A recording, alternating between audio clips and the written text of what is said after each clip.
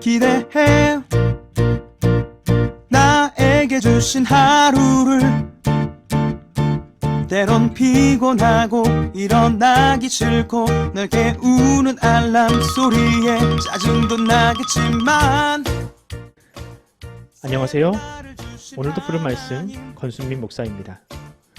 쉬지 않고 나를 지키셨네. 오늘을 나에게 주셨네. 새 말씀 안에 주가 주신 사랑과 은혜와 능력. 오늘 우리가 은혜 받을 하나님 말씀 사무엘하 3장 33절로 37절까지 말씀입니다. 왕이 아브넬을 위하여 애가를 지어 이르되 아브넬의 죽음이 어찌하여 미련한 자의 죽음 같은고 내 손이 결박되지 아니하였고 내 발이 착고에 채워지지 아니하였거늘 불의한 자식 앞에 엎드러진 같이 내가 엎드러졌도다 하매 온 백성이 다시 그를 슬퍼하여 온지라. 석양에 뭇 백성이 나와 다윗에게 음식을 권하니 다윗이 맹세하여 이르되 만일 내가 해 지기 전에 떡이나 모든 것을 맛보면 하나님이 내게 벌 위에 벌 내리심이 마땅하니라 하매 온 백성이 보고 기뻐하며 왕이 무슨 일을 하든지 다 기뻐하므로 이날에야 온 백성과 온 이스라엘이 넬의 아들 아브넬을 죽인 것이 왕이 아닌 것이 아닌 줄을 아니라. 아멘. 오늘 설교 제목은 다윗은 평화를 위해 기꺼이 눈물을 흘렸다입니다. 제가 어렸을 적만 하더라도 통일은 우리 모두의 소원이고 대한민국 사람이라면 의심해서도 안 되는 마치 신성한 가치였습니다. 초등학교에서는 매년 통일을 주제로 100일장이 열렸고 웅변 대회를 열어 어린아이들에게 공산당을 몰아내는 것이 우리의 사명이라고 외치게 만들었죠. 그러나 수십 년이 지난 지금 분위기는 많이 달라졌습니다. 2019년도 실시한 여론조사에서는 통일보다 경제가 우선이라고 말하는 사람이 80%를 넘었으며 이제는 북한의 체제를 존중하고 한민족 두 국가가 되어야 각자의 길을 가야 한다고 말하는 사람들이 더 많아졌습니다. 사람들의 인식이 이렇게 변하게 된 이유는 우리보다 먼저 이 분단과 통일의 과정을 겪었던 독일 때문입니다. 독일은 서독과 동독으로 나뉘어져 우리만큼 오래 살았는데 이 두 나라가 통일될 때 참 많은 비용을 지불해야 했습니다. 특히 동독에 비해서 월등한 경제력을 가지고 있었던 서독은 동독에 비해서 훨씬 더 많은 사회적 비용을 지불해야 했지요. 우리나라도 크게 다르지 않아서 만약 통일이 된다면 우리나라가 감당해야 될 통일 비용이 약 5천조에서 많게는 3경까지 들어갈 수 있다고 하더라고요. 통일에는 경제적인 고려뿐만 아니라 정치적인 고려도 필요합니다. 현재 우리나라와 북한의 정치 체제는 전혀 다릅니다. 북한은 말로만 민주주의 인민공화국이지 민주주의와는 전혀 상관이 없는 그야말로 왕정이나 다름없는 체제가 아닙니까? 그럼 이 두 나라가 하나가 된다면 어떤 정치 체제와 또 지도자를 세울 것이냐를 가지고 분명히 큰 다툼이 일어날 것입니다. 어쩌면 이것 때문에 또 한 번의 전쟁을 치르게 될 수도 있습니다. 이처럼 두 나라가 평화롭게 하나가 된다는 것은 매우 어려운 일입니다. 오늘 본문을 보면 과거 이스라엘에도요 이런 아픔이 있었습니다. 사울이 죽은 이후에 이스라엘은 다윗을 왕으로 옹립한 유다 지파와 여전히 사울의 정권 아래 있었던 11개의 지파로 나뉘어져 있었는데 이들이 다시 하나가 되는 것은 매우 어려운 일이었죠. 전쟁을 통해서 무력으로 하나가 되려 한다면 분명히 어마어마한 피를 흘려야만 했을 것입니다. 하지만 그것은 하나님의 뜻도 아니었고 또 이스라엘 백성들의 바람도 아니었습니다. 무엇보다 하나님께서 다윗을 이스라엘의 왕으로 세우신 것은 모두가 다 아는 기정사실화된 사실이니 사울의 가문이 이것을 받아들이면 됐습니다. 그리고 이를 결정할 것은 바지 사장이나 다름없었던 사울의 손자 이스보셋이 아니라 그의 삼촌 아브넬이었습니다. 정말 다행스럽게도 아브넬은 이것을 받아들였습니다. 아브넬은 기울어져가는 이 전세를 바라보면서 끝까지 자신의 야망을 주장하기보다는 통일의 공신이 되어 1등 공신이 되어 지금까지 누렸던 권력과 부귀영화를 유지하는 편이 더 낫다고 판단한 것 같습니다. 물론 이런 결정을 하게 된 결정적인 요인은 이 명목상으로 왕이었던 이스보셋, 자신의 조카였던 이스보셋과의 불화 때문이었죠. 과정이 참 복잡하기는 하지만 어쨌든 다윗은 피 한 방울 흘리지 않고 사울 집안의 항복을 받아내어 통일 이스라엘을 이룰 수 있게 되었습니다. 그런데 여기서 변수가 생겼습니다. 통일을 논하기 위해서 다윗을 찾아온 아브넬을 다윗의 사람이었던 요압이 암살하는 끔찍한 일이 일어나게 된 것입니다. 이제 간신히 통일의 물꼬가 열리고 평화의 시대가 찾아오는 이 중요한 순간에 그 키를 가지고 있었던 사람을 요압이 살해한 것입니다.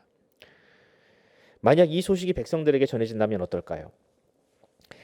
아무리 요압이 한 일이라도 다윗이 의심을 받을 수밖에 없었습니다. 다윗은 그날로 천하의 나쁜 놈이 되는 겁니다. 평화를 위해서 찾아온 사람을 비겁하게 안방에다가 불러다가는 살해를 하는 그런 권모술수의 달인이 되는 것이죠. 그럼 요압은 왜 이런 일을 했을까요? 표면적인 이유는 그의 동생이 아브넬에게 죽임을 당했다는 이유입니다. 그러니까 자신의 복수는 정당하다는 것이죠. 하지만 보다 근본적인 이유가 있는데, 이 아브넬이 만약 이 통일의 1등 공신이 되면 더 이상 자신의 권력이 안전하지 않을 수 있다는 두려움 때문이 아니었을까요? 지금은 다윗의 나라에서 2인자로 살아가는데 만약 아브넬이 통일의 공신이 되면 자신이 3인자가 될 수 있으니 그것이 싫었던 것이죠. 어쨌든 요압의 이런 행동으로 인해서 다윗은 큰 위기에 봉착하게 되었습니다. 이제 계속해서 피를 보는 전쟁을 해야 할 수도 있었고요. 유다 지파가 다윗을 오해해서 더 이상 그를 지지하지 않을 수도 있었습니다. 그래서 다윗은요, 이 아브넬의 죽음 앞에서 진심을 다해서 슬퍼합니다. 한때는 원수와 같았던 그를 위해서 눈물을 흘리는 것이죠. 그리고 그 죽음 앞에 온 백성들이 슬퍼하도록 공포했으며 심지어는 자신이 금식하면서 그것을 슬퍼하고 그를 위해서 시까지 지어다 바치는 그런 극진한 장례를 치러주게 됩니다. 물론 이것이 다윗의 진심이 아닐 수도 있습니다. 하지만 적어도 사람들은 그 죽음, 아브넬의 죽음이 다윗의 책임은 아니라는 것을 알게 되었습니다. 오늘 본문에 이런 표현이 나오죠. 36절 이하입니다. 온 백성이 보고 기뻐하며 왕이 무슨 일을 하든지 다 기뻐하므로 이날에야 온 백성과 온 이스라엘이 넬의 아들 아브넬을 죽인 것이 왕이 한 것이 아닌 줄을 아니라. 무슨 뜻입니까?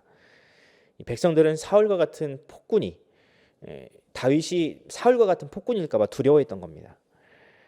다윗도 앞으로 무고한 사람들을 죽이며 자신의 정권을 연장하려는 그런 비정한 사람일까 봐 걱정했던 것입니다. 하지만 이제 그런 오해가 풀렸으니 다윗은 평화를 사랑하는 사람이라는 것을 알게 되었으니 이제 이 백성들이 이 사울과는 달리 다윗은 참 평화를 사랑하는 사람이구나. 저 사람에게는 사랑이란 게 있구나. 이것을 알게 되었으니 기뻐할 수 있었던 것이죠. 사랑하는 성도 여러분, 평화를 사랑하고 싸움을 싫어하는 것은 모든 사람들의 본능입니다. 그런데 세상은요, 자신의 이익 때문에 이 본능을 저버리고 전쟁을 선택합니다. 그러나 그리스도인들은요, 이런 전쟁과 싸움을 절대로 지지하지 않습니다. 왜냐하면 우리 구주 예수님께서 이 땅에 오셔서 평화의 왕이 되셨기 때문입니다. 예수님은 온 우주의 주인이시지만 무력으로 적을 제압하지 않으시고요, 굴복시키는 방식으로 구원을 이루지 않으셨습니다. 오히려 예수님은 죄인을 위해서 자신을 내어주시고 섬기는 방식으로 자신의 사역을 완성하셨습니다. 그러므로 여러분, 예수를 믿는 모든 하나님의 백성은 그와 같아야 합니다.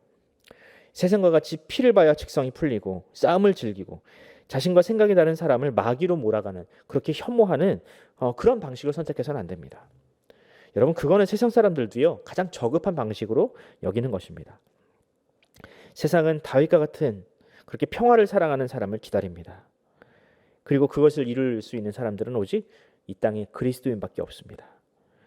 우리 모두가 그 일을 갑시다. 요압과 같이 자신의 이익을 위해서 기꺼이 피를 보는 일을 마다하지 않는 사람이 아니라 평화를 위해서 자신을 희생하셨던 예수님처럼, 그리고 예수님을 닮았던 다윗처럼 이 세상에 평화를 선물하는 저와 여러분이 되기를 간절히 소원합니다. 기도하겠습니다. 하나님 아버지, 은혜와 사랑을 감사합니다. 주님, 이 땅은 정말 비정하고 정말 찔러도 피 한 방울 나지 않을 것 같은 정말 무서운 사람들이 많이 살고 있습니다. 주님, 그 틈바구니에서 우리 그리스도인들이 평화를 지향하고 지키며 살아가는 것이 여간 힘든 일은 아닙니다. 하지만 하나님, 이 땅에 주께서 평화의 왕으로 오셨듯이 우리도 그 평화를 지향하고 지키기를 원하오니 주여 우리를 사용하여 주시옵소서. 누군가 이 공동체, 우리 공동체가 우리로 말미암아 평화를 누리게 하여 주시옵소서. 감사드리며 우리 구주 예수 그리스도의 이름으로 기도드립니다. 아멘. 사랑하는 성도 여러분, 우리가 함께 기도합시다. 이 땅은 참 어지럽습니다. 전쟁과 난리가 끊이지 않죠. 우리의 직장과 우리 가정도 역시 마찬가지입니다. 이런 상황에서 우리가 주님께서 주시는 그 소중한 사명을 잘 붙들고 평화의 왕으로 오신 예수님을 선포하는 그런 복음의 메신저가 되길 바랍니다. 오늘 하루 그렇게 살아가기를 위해서 기도해 주시고, 특별히 우리 자녀들, 우리 수험생들, 시험이 얼마 남지 않았죠. 우리 수험생들과 취업을 준비하는 우리 청년들, 그들을 위해서 그들에게도 평화를 달라고 기도하면서 오늘 하루를 시작하도록 하겠습니다. 함께 기도합시다.